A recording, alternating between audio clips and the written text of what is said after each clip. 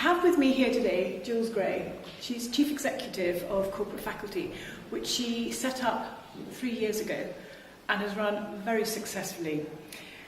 Jules, can you talk me through where you were 3 or 4 years ago and how you started this business?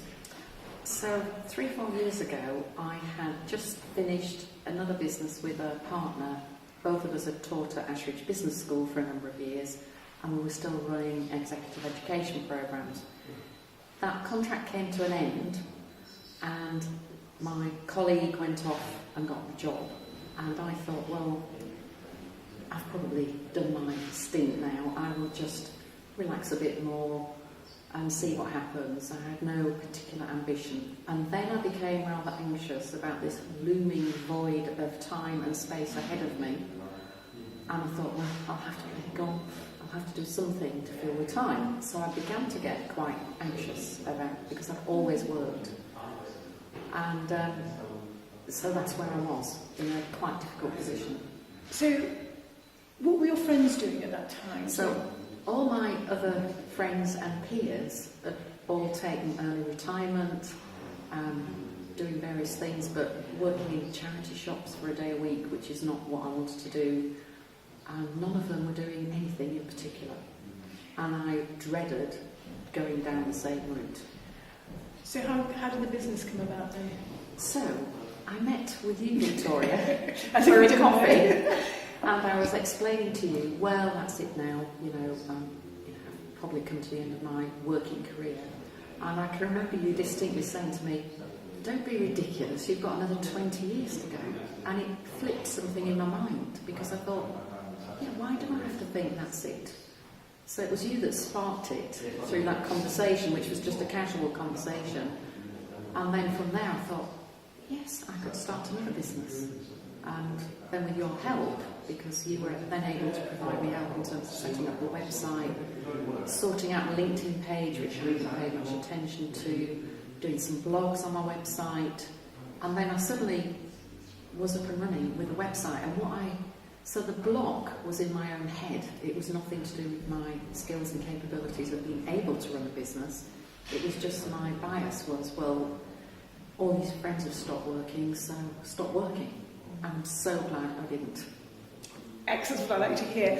So what's been the hardest bit of starting this business then? It was actually just thinking that I could. It wasn't actually difficult once I started the business. And it was almost a relief when I actually thought, fired up again, get the website up and running. I love selling. So I thought, well, now I've got my kind of marketplace there. And within a matter of weeks, I've got 2 fantastic new clients. And I now provide work, not just for myself, but for a whole team of people and colleagues, and that's so satisfying. So I'm keeping a whole group of us moving forward. So just tell us what the business is. So I still run executive education programs, senior level, around strategy, leadership and change. So I will design a bespoke, tailored program for a client by doing a lot of diagnostic work, then put the program design together, factor in the team who are specialists in their areas, put them together, and off we go. So it's actually, I know what I'm doing, it's quite easy.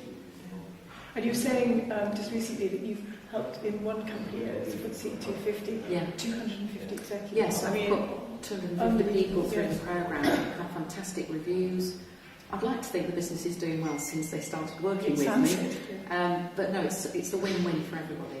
The client's very happy, the participants think it's fantastic, and I really enjoy it, and my whole team really enjoy it. So it was just having that conversation with you and deciding, no, I'm not going to give up, but then off I go again. And are you 100% 24/7 life? No, I have a lovely lifestyle balance because I've got a house in Italy, so I spend quite a bit of time out there. So I can be in Italy with a nice glass of Prosecco, designing a programme, thinking about which colleagues can work on it, and then coming back, presenting it to the client. So I have a lovely lifestyle balance where I've got enough time to still travel, which I like doing, spending time with friends, doing other interesting things, as well as working. So it's an ideal balance. It sounds a fantastic life.